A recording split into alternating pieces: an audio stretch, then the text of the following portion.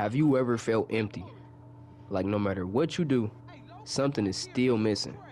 You chase success, relationships, money, thinking they'll finally make you whole. But once you get them, that emptiness remains. Why? Because true fulfillment isn't about filling the void. It's about understanding the power of emptiness itself. Today, we're going to dive deep into the concept of emptiness through the lens of psycho-cybernetics by Dr. Maxwell Maltz, and how refraining this feeling can help you create a better life, a stronger self-image, and lasting success. We've been conditioned to believe that if we feel empty, something is wrong with us. So we try to fill that void. More achievements, more possessions, more distractions. But what always happens? The emptiness always returns. Dr. Maltz explains in Psycho-Cybernetics that our self-image controls our entire reality. If we believe we are not enough, we unconsciously create a life that reflects that belief. We chase external things, hoping they'll complete us, but they never do. Think about a time you reached a goal. Maybe you got a dream job, a fitness milestone, or even a big purchase. For a moment, you felt that excitement, but soon after, the excitement always faded. Why? Because achievements don't fix an internal void. They just distract us from it. Man maintains his balance, poise, and sense of security only as he is moving forward, by Maxwell Maltz. In other words, when we stop seeking, we feel lost. But what if that emptiness wasn't a problem, but a powerful tool? Instead of seeing emptiness as something to fear, think of it as a blank slate, a space where you have the power to create new meaning, a new self-image, and a new purpose. Artists don't fear a blank canvas. They see it as an opportunity. Writers don't fear a blank page. They see it as a place where anything is possible. What if you saw your own life that way? Dr. Maltz, a plastic surgeon, discovered something fascinating. Changing someone's physical appearance didn't always change their happiness, because the real problem wasn't their face, it was their self-image. The way they saw themselves dictated their reality. The same applies to emptiness. If you see it as a curse, you'll suffer. But if you see it as an opportunity, you'll grow.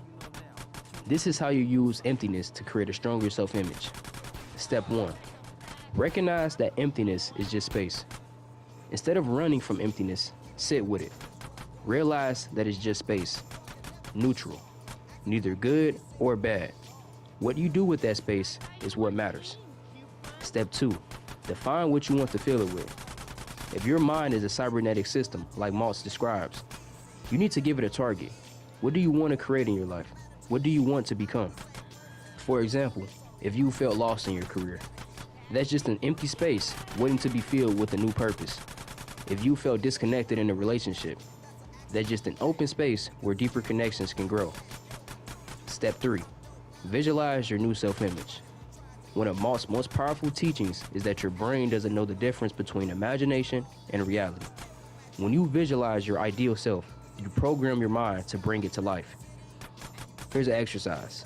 Take a few minutes every day to picture the person you want to be, confident, strong, and fulfilled. See yourself already living that life. This isn't just positive thinking, it's rewiring your self-image. Step 4. Take small, aligned actions. A strong self-image isn't built overnight. Start taking small actions that align with your new identity. If you see yourself as disciplined, act accordingly. If you see yourself as successful, make decisions that reflect that belief.